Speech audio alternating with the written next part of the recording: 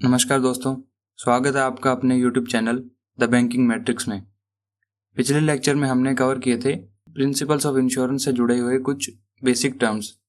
इस लेक्चर में हम कवर करेंगे प्रिंसिपल्स ऑफ इंश्योरेंस को डिटेल में। टोटल 6 प्रिंसिपल्स हैं, तो हम इनको 1 बाय 1 कवर करेंगे। तो आइए शुरू करते हैं। सबसे पहले तो प्रिंसिपल ऑफ इंश्योरेंस टोटल 6 हैं।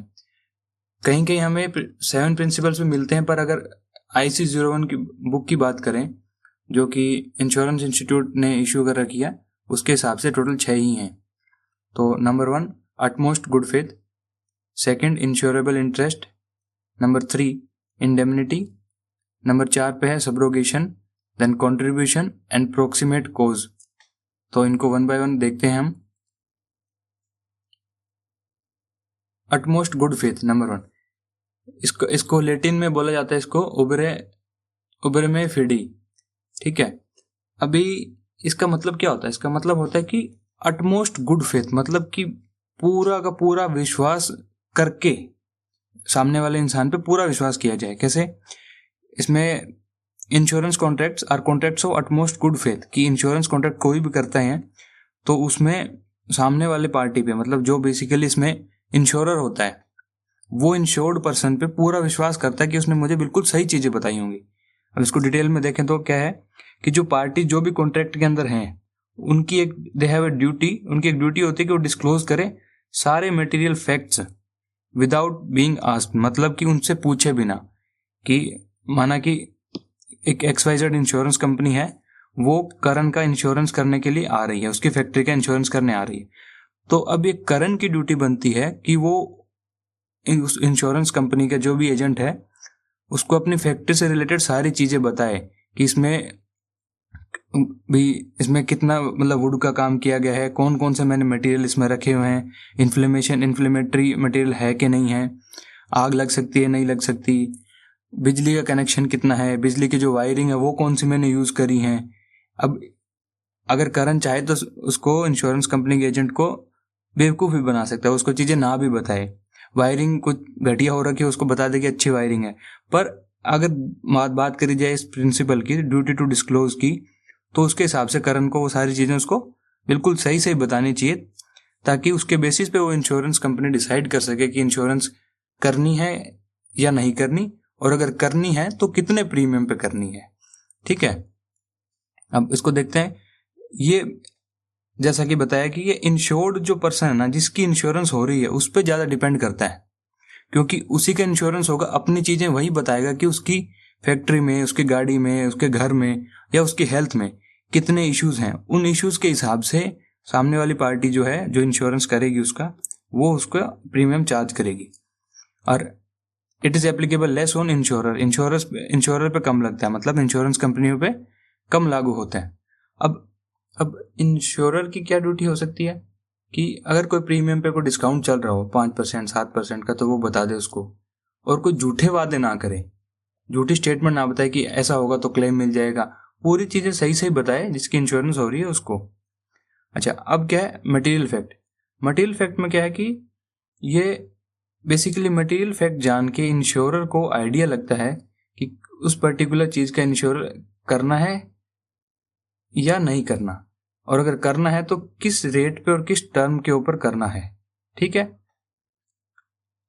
और कुछ फैक्ट्स ऐसे होते हैं जो कि डिस्क्लोज करना जरूरी नहीं होता इंश्योर्ड के लिए। वो कौन से फैक्ट हैं?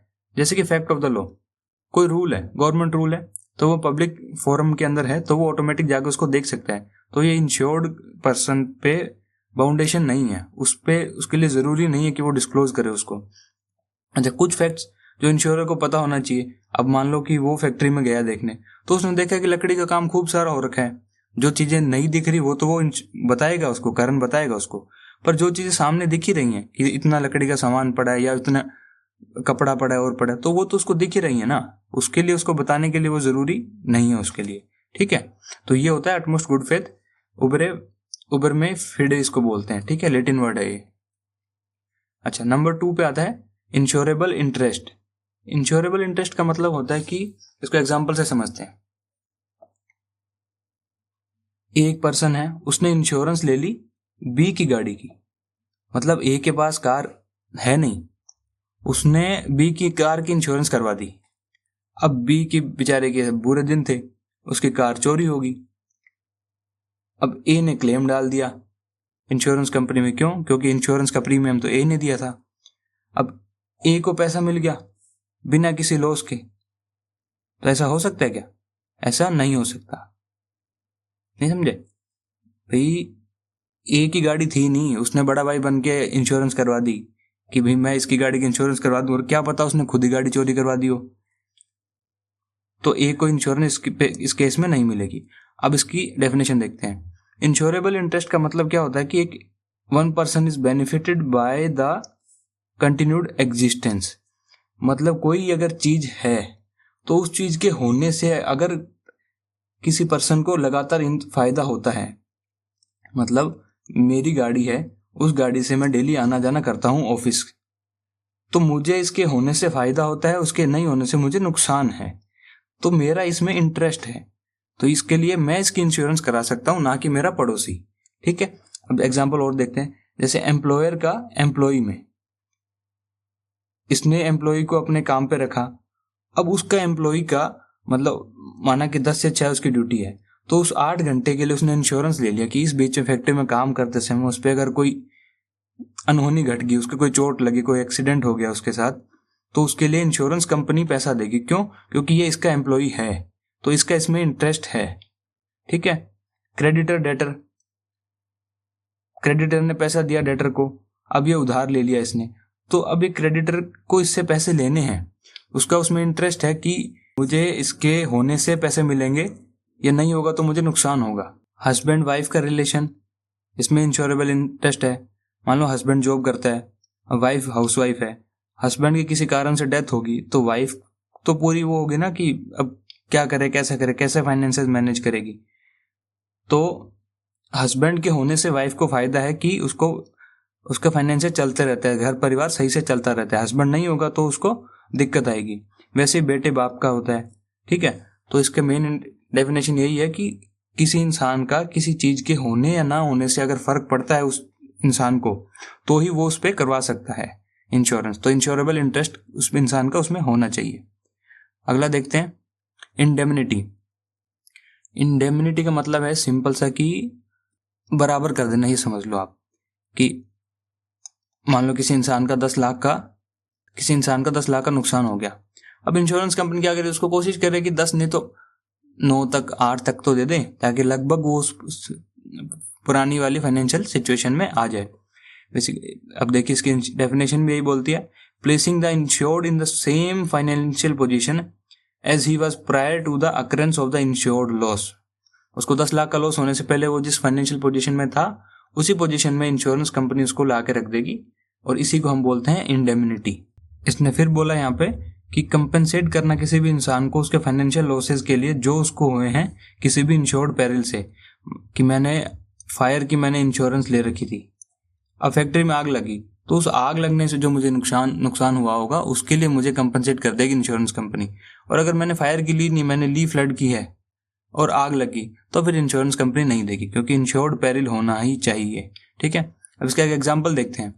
विशाल ने सीमेंट के बैग खरीद लिए, 100 बैग खरीदे थे उसने 22 जुलाई को 360 रुपए के हिसाब से। तो उसने टोटल कितने दिए? उसने 3,60,000 रुपए टोटल उसने खर्च करे थे। 3 महीने बाद उसके जो एरिया में बाढ़ आ गई और उसके सारे बैग बाढ़ में डूब गए, सीमेंट खराब हो गई, पानी लग गई। अब क्या हुआ कि उसने इंश्योरेंस तो ले रखी थी उसने, अब पर उस समय तक 1 अक्टूबर तक जब तक उसके यहाँ पे बाढ़ आई थी, एक बैग की प्राइस हो गई थी 400 रुपए। तो अब उसको 360 रुपए के हिसाब से प्राइस मिलेगी या 400 रुपए के हिसाब से मिलेगी? ठीक है। अगर जिस दिन खरीदे तो उसके हिसाब से तो 3,60,000 रुपए उसको मिलने चाहिए, और अगर जिस दिन नुकसान हुआ है उसके हिसाब से उसको 4 लाख रुपए मिलने चाहिए। तो इस केस में उसको मिलेंगे 400 रुपए पर बैग के हिसाब से। क्यों? क्योंकि 1 अक्टूबर को उसको नुकसान हुआ है और उसको 1 अक्टूबर में उसकी ये पोजीशन होनी चाहिए कि इस दिन उसके पास 100 बैग थे, 100 के 100 बैग खत्म हो गए बाढ़ से। अब उसको वापस 100 बैग खरीदने के लिए उसको 4 लाख रुपए ये वाली अमाउंट चाहिएगी, तभी वो खरीद पाएगा। इसलिए वैल्यू कंपनसेट करती है वैल्यू के हिसाब से, ना कि कॉस्ट के हिसाब से, ठीक है। अब ये भी सेम लाइन है, इंडेमनिटी प्लेस कर भी इंश्योर्ड पर्सन को सेम फाइनेंशियल पोजीशन में ला देती है लॉस से पहले की। अच्छा, इंडेमनिटी हम डिटरमाइन करते हैं by value at the time of loss, not by the cost. ये चीज हमने यहाँ पे बताई है कि 4 लाख रुपए मिलेंगे, ना कि 3,60,000 रुपए, ठीक है। और अगर हाँ कम हो जाती प्राइस, मान लो उसकी प्राइस 320 रुपए पर बैग रह जाती, तो भी 3,60,000 नहीं मिलते, तो फिर उसको मिलते 3,20,000 रुपए, क्योंकि उस 3,20,000 से वो 100 बैग खरीद पाएगा। उसने 100 बैग का इंश्योरेंस किया था, ना कि रेट के हिसाब से, ठीक है। तो अगले पे चलते हैं अभी, सब्रोगेशन। सब्रोगेशन को वैसे समझ नहीं आएगा, आप एग्जाम्पल से समझते हैं। रेखा के पास एक कार है, ठीक है, उसने AAA इंश्योरेंस कंपनी से उस कार की इंश्योरेंस करवा ली। एक दिन क्या हुआ, उसकी कार को रोहन ने ठोक दिया। अब रेखा ने बोला कि मुझे तो क्लेम चाहिए, तो रेखा ने इंश्योरेंस ले रखी थी, तो AAA कंपनी उसको क्लेम के पैसा दे देगी। अच्छा, अब क्लेम का पैसा देने से पहले इंश्योरेंस कंपनी उससे एक राइट मांगेगी रेखा से। क्या राइट?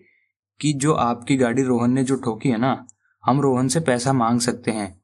ये राइट वैसे रेखा का था, पर रेखा ने क्या करा, उससे क्लेम ले लिया और ये राइट उसको ट्रांसफर कर दिया AAA इंश्योरेंस कंपनी को, ताकि वो क्लेम ले सके, ताकि वो रोहन पे केस करके जो भी लीगल फॉर्मेलिटीज है वो करके अगर जितना पैसा उससे अगर वो ले पाए, तो वो इंश्योरेंस कंपनी जाने, रेखा को कोई मतलब नहीं है। तो बस इसका मतलब यही है कि इसमें इंश्योर्ड पर्सन अपने राइट्स ट्रांसफर कर देता है किसी थर्ड पार्टी के अगेंस्ट। माना कि जैसे रेखा को रोहन से पैसे लेने थे, पर उसने वो राइट ट्रांसफर कर दिया किसको? इंश्योरेंस कंपनी को, ठीक है। तो वही है इसका मतलब कि अपने राइट्स ट्रांसफर कर दिए इंश्योरेंस को, इंश्योरर को ट्रांसफर कर दिए थर्ड पार्टी के अगेंस्ट में, ताकि वो डैमेज ले पाए कस्टमर से, जो भी था हुआ है उसका डैमेज वो देखे, ठीक है। अच्छा, एक चीज इसमें हो रहा है, अब एक केस ये समझो कि रेखा है, रोहन है, दोनों की कारें एक्सीडेंट हो गई। अच्छा, इसके पास भी इंश्योरेंस है, इसने AA कंपनी से ले रखी है, इसने BB कंपनी से ले रखी है। अब दोनों ने क्लेम ले लिया अपनी अपनी इंश्योरेंस कंपनी से गाड़ी ठुकने के बाद, तो इंश्योरेंस कंपनी जो AA कंपनी है वो रोहन के अगेंस्ट केस फाइल करेगी, BB रेखा के अगेंस्ट करेगी, पर इन्होंने आपस में ट्रांसफर कर रखे हैं राइट्स, तो इसका AA का केस है वो जाएगा BB के अगेंस्ट, BB का केस जाएगा AA के अगेंस्ट। तो फिर ये क्या करेंगी, इन कंपनियों ने आपस में, एक इंश्योरेंस कंपनियों ने एक इनका अंडरस्टूड होता है, एक बाय डिफॉल्ट इनका एक एग्रीमेंट रहता है जिसको बोलते हैं नॉक फॉर नॉक एग्रीमेंट, कि अगर दोनों पार्टियों की आपस में इंश्योरेंस है तो वो दोनों इंश्योरेंस कंपनी आपस में लड़ेंगी नहीं, क्योंकि उनका क्लाइंट तो आएगा नहीं कोर्ट में, क्योंकि उसने तो इंश्योरेंस ले रखी थी, तो थर्ड पार्टी का क्लेम मिल जाएगा सामने वाली पार्टी को। तो अगर दोनों की इंश्योरेंस होगी तो कोई इंश्योरेंस कंपनी भी केस फाइल नहीं करेगी, और अगर ऐसा नहीं होता तो सारी इंश्योरेंस कंपनियां आपस में एक दूसरे पे केस ही करती रहती, तो उनका कोई मतलब ही नहीं होता, ठीक है। अच्छा, सब्रोगेशन है वो सिर्फ इंडेमनिटी कॉन्ट्रैक्ट्स में ही अराइज होगा, मतलब जिसमें इंसान को उसके लॉस की भरपाई करी जाए, ना कि उसको बेनिफिट हो। बेनिफिट किन कॉन्ट्रैक्ट्स में होता है? जैसे लॉस ऑफ लाइफ, कोई इंसान मर गया, उसने 2 करोड़ की इंश्योरेंस ले रखी थी, तो जनरली ये मानते हैं कि उसको बेनिफिट कॉन्ट्रैक्ट माना जाता है इसको, ठीक है। लॉस ऑफ लिम्ब, हाथ पे टूट गया किसी का, कोई बीमारी पता लगी किसी के, ठीक है, तो उन कॉन्ट्रैक्ट्स में नहीं काउंट होता है। इंडेमनिटी कॉन्ट्रैक्ट्स में किसी का 10 लाख का नुकसान हुआ तो 5 लाख दे दिए, 6 लाख दे दिए, 8 लाख दे दिए, तो वहां इस सब्रोगेशन उसी केस में ही आएगा, ठीक है।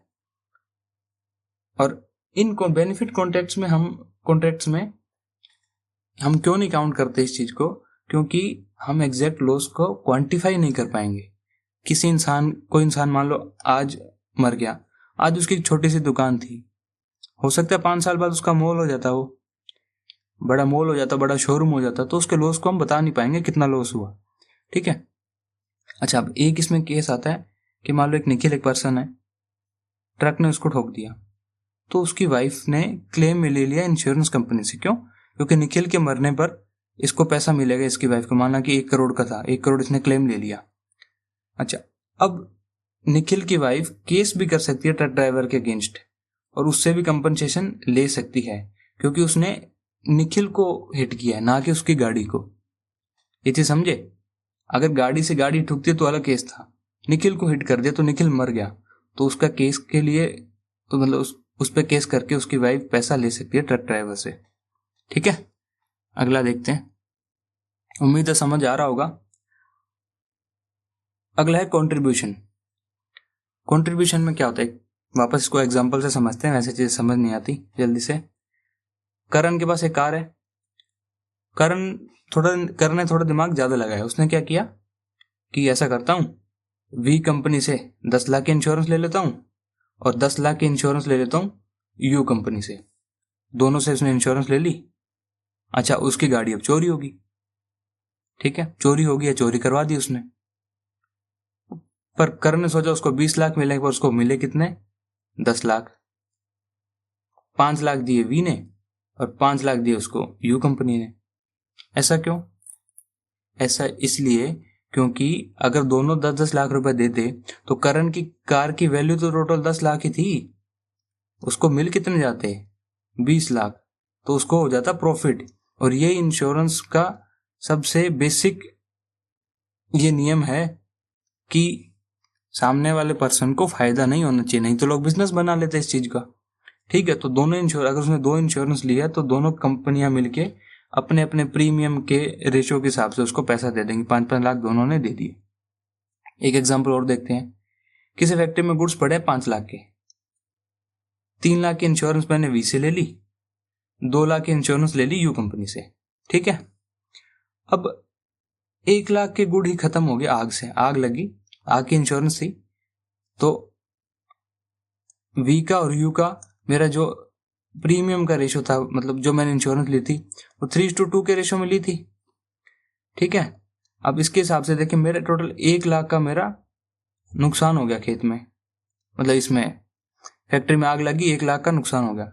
तो उस 1 लाख की भरपाई भी ये इसी रेशियो में करेंगे, मतलब 60,000 तो ये देगा और 40,000 यू देगा। जिस रेशियो में प्रीमियम इन्होंने लिया है उसी रेशियो में तो भरपाई करेंगे ये, समझे। और कंट्रीब्यूशंस भी इंडेमनिटी पॉलिसी पे ही लगता है, बेनिफिट वाली पॉलिसी पे नहीं लगता। हमने पिछली स्लाइड में पढ़ा था कि सब्रोगेशन और कंट्रीब्यूशन दोनों बेनिफिट पॉलिसीज पे नहीं लगेंगे। ठीक है, अच्छा कुछ इनके 1-2 पॉइंट है, ये देखते हैं। जो भी पॉलिसीज हैं कंट्रीब्यूशन के केस में इंटरेस्ट कॉमन होना चाहिए। एग्जाम्पल से समझते हैं।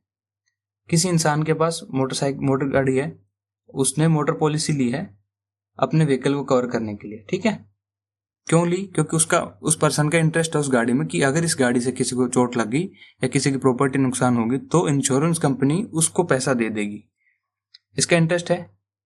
ठीक है, एक एम्प्लॉई है, उसने कंपनसेशन ले रखा है अपने एम्प्लॉय के लिए उसने एक पॉलिसी ले रखी है एम्प्लॉयर ने।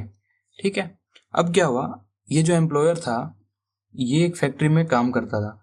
उस फैक्ट्री में वर्किंग आवर्स के टाइम में इसकी जो ये पर्सन है उसकी गाड़ी ने उसको ठोक दिया। तो अब भी क्या हुआ, ये फैक्ट्री का जो मालिक था वो उसने जो इंश्योरेंस लिया उससे पैसा मिलेगा इस पर्सन को। क्यों? क्योंकि उसने इंश्योरेंस ले रखी थी। बेसिकली ये पर्सन जो हुआ ये इनका हो गया कॉमन इंटरेस्ट। और ये जो गाड़ी वाले ने ठोका उसने भी इसी इंसान को ठोका, तो ये पर्सन दोनों के लिए कॉमन हो गया। इसने भी गाड़ी को वाले इस पर्सन को ठोका तो इसको पैसा मिलेगा, एम्प्लॉयर का पैसा इस एम्प्लॉय को मिलेगा इंश्योरेंस कंपनी। तो ये इंटरेस्ट कॉमन हो गया, ये होना जरूरी है। अगर अलग अलग होता, माना कि इस इंसान को ठोकने के बजाय उस गाड़ी को किसी प्रॉपर्टी टूट जाती, कोई छोटी मोटी मान लो कोई पानी की टंकी या कुछ और टूट जाती, तब उस केस में नहीं मिलता। ठीक है, अच्छा कॉमन सब्जेक्ट मैटर होना चाहिए। जैसे मान लो कोई स्टॉक है, कोई बिल्डिंग है, सेम होना चाहिए, सेम चीज का होगा तभी मिलेगा। एक ने तो बिल्डिंग की करवा रखी है, एक ने बिल्डिंग में पड़े सामान की करवा रखी है, तो और आग लगी तो फिर एक बोले फिर कंट्रीब्यूशन नहीं होता, फिर अलग अलग ही मिलता है। अच्छा एक चीज और है कि हाँ, कॉमन अगर चीजों से होगी ना मतलब जो पेरिल कवर है, जैसे हमने इसमें पेरिल कवर करा, मान लो कि बर्गलरी पॉलिसी ले रखी, हमने चोरी की और आग लग गई, तो भाई साहब कुछ नहीं मिलेगा फिर उस केस में, ठीक है, फिर कंट्रीब्यूशन नहीं बैठेगा उसमें, अलग अलग ही होगा। अगला देखते हैं, एक कंट्रीब्यूशन का इसका एक एग्जांपल और देख लेते हैं, ये एग्जाम में पूछा जा सकता है कि एक साथ में कंसेप्ट भी इसके साथ अंडर इंश्योरेंस का। अब देखो कंट्रीब्यूशन हमने देखा कि अगर एक ही चीज की दो जने इंश्योरेंस ले लेते हैं या फिर कॉमन इंटरेस्ट आ जाता तो उस केस में कंट्रीब्यूशन का प्रिंसिपल लगता है। अंडर इंश्योरेंस क्या होता है, मेरी फैक्ट्री में सामान पड़ा है 5 लाख का, पर मैंने इंश्योरेंस लिए 4 लाख की, मैंने ज्यादा होशियारी करी ना, तो अब होगा क्या, अब सिनेरियो देखते हैं। देखो दो सिनेरियो हैं, ए और B. Value at risk, 4 lakh की वैल्यू रिस्क है, ठीक है, मतलब टोटल 4 लाख का सामान पड़ा है फैक्ट्री में। 3 लाख की तो इंश्योरेंस ले ली विशाल से और 1 लाख की ले ली मैंने वैशाली इंश्योरेंस से, और टोटल मेरा 2 लाख का नुकसान हो गया। तो मतलब 4 लाख मेरे सामान था, 4 लाख की मैंने इंश्योरेंस इन दोनों कंपनियों से कुछ कुछ रेशियो में ले ली। अब जिस रेशियो में मैंने इनसे इंश्योरेंस ली है उसी रेशियो में ये दोनों कंपनियां मुझे पे कर देंगी। विशाल 1.5 लाख दे देगा, वैशाली 50,000 दे देगी, समझे। अच्छा अब दूसरा क्या हुआ, फैक्ट्री में 5 लाख का सामान था, है ना, विशाल से ले लिया हमने 3 लाख का, वैशाली से ले लिया हमने 1 लाख का, तो टोटल 4 लाख का ही तो हुआ, ठीक है। 1 लाख का तो फिर भी बच गया, 2 लाख का टोटल नुकसान हो गया। तो इस इंसान ने सोचा कि 2 लाख का हुआ, चलो 1.5 लाख ये दे देगा, 50,000 ये दे देगा, तो मेरे को 1 लाख का, मेरे जो 2 लाख लगे वो बच जाएंगे। पर ऐसा नहीं होगा, इसको मिलेगा इस फॉर्मूले के हिसाब से। इसने लॉस असेस्ट, इसने 2 लाख देखे, 2 लाख का इसका नुकसान हुआ टोटल, सम इंश्योर्ड जैसे 3 लाख था यहाँ पे, 3 लाख। वैल्यू एट रिस्क, अगर ये विशाल की बात कर रहे हैं हम, विशाल इसको कितना पैसा देगा, और वैल्यू एट रिस्क कितनी है 5 लाख। फॉर्मूला तो ये भी ऊपर वाले में भी यही लगा, पर उसमें वैल्यू एट रिस्क कितनी थी, 4 लाख थी, तो 4 लाख में से 3 लाख उसकी इंश्योरेंस थी, तो 75% के हिसाब से वो उसको दे देगा। पर यहाँ पे क्या है, 5 लाख इंश्योरेंस का रिस्क है, पर उसने वैल्यू कितनी ली 3 की, तो इसका 60% कितना होगा, इसका 1.2 लाख रुपए ही वो देगा। अगर उसमें अब दूसरा देखें तो उसने 2 लाख है, 1 लाख, नीचे 5 लाख, ये होगी वैशाली की, ठीक है। तो इसको कितना मिल जाएगा, इसको मिल जाएगा 40,000 रुपये, ये 40,000 देगा उसको, तो टोटल कुल मिला के इसको मिलेगा 1.2 तो ये और 40,000 ये, तो टोटल इसको मिल गया 1.6 लाख। इसका नुकसान कितना हुआ था, 2 लाख का, ठीक है। अब कंट्रीब्यूशन के प्रिंसिपल के लिए कुछ एक्सेप्शंस भी हैं, जैसे मरीन में ये नहीं लगेगी, हेल्थ के केस में नहीं लगेगी। हेल्थ के केस में अगर आपने 2 इंश्योरेंस ले रखी है, डेथ के केस में भी 2 है, तो आपको 2 मिल जाती हैं। हेल्थ के केस में भी आपको ऑप्शन मिलता है कि आप जिससे चाहो, माना कि आपने 10 लाख की इंश्योरेंस ले रखी है, हेल्थ इंश्योरेंस 2 अलग अलग कंपनियों से, 10-10 लाख की, आपको चोट लगी, आप हॉस्पिटल पहुंच गए किसी भी वजह से, तो 2 लाख रुपए का आपका खर्चा आया, तो आप चाहो जिस कंपनी से ले सकते हो और वो कंपनी मना नहीं करेगी। आपने बोला कि मुझे ए से चाहिए तो आप ए से ले लो, आपने बोला कि बी से चाहिए तो आप बी से ले लो, उसमें हेल्थ इंश्योरेंस कंपनी मना नहीं करेगी। मरीन के केस में क्या होता है, सेम कस्टमर के पास ऑप्शन होता है कि वो किस इंश्योरेंस से क्लेम लेना चाहता है।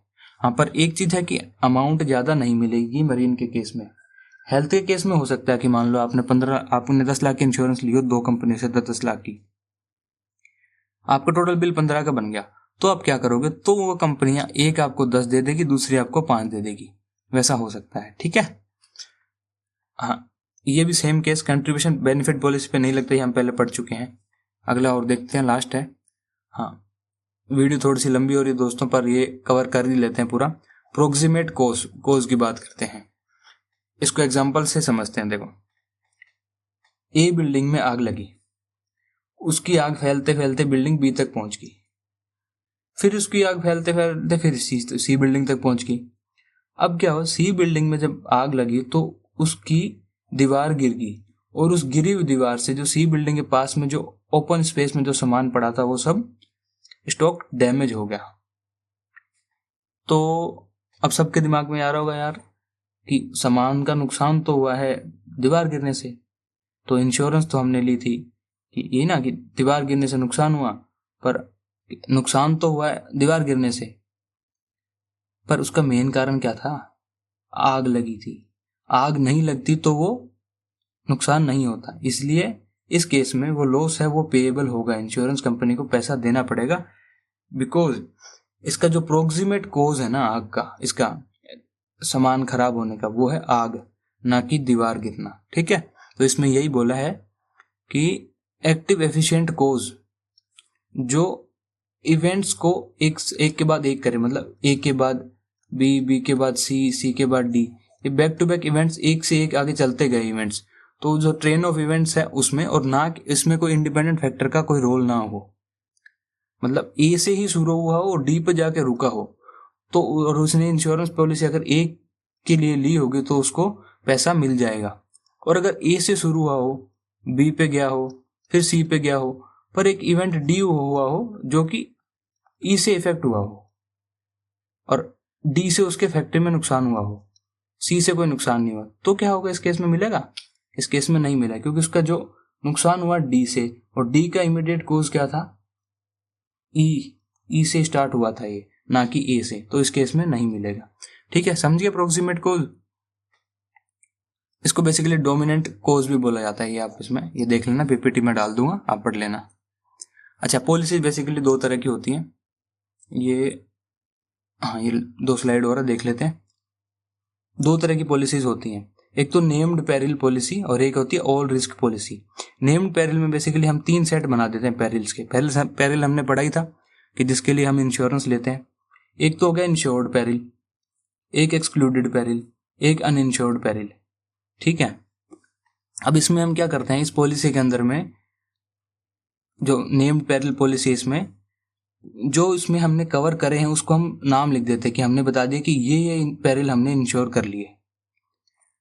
फिर हम कुछ बता देते हैं कि कुछ ये वाले हम इंश्योर इसमें कवर नहीं करेंगे। ठीक है, तो बच्चे क्या? Excluded perils. ठीक है, बिल्कुल सिंपल सा, ऐसा कुछ ज्यादा है नहीं इसमें। फिर एक आती है ऑल रिस्क पॉलिसी।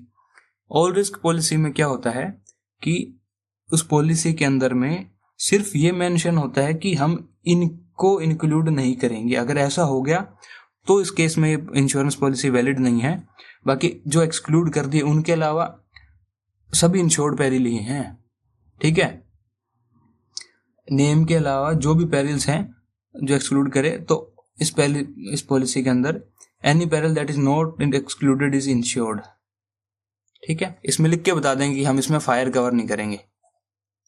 अब आपके यहाँ पे आग लगे तो नहीं मिलेगा, बाकी उसके अलावा बाढ़ आ गई, भूकंप आ गया, नुकसान हो गया, तो वो सब इंश्योर्ड में पेरिल काउंट होगा।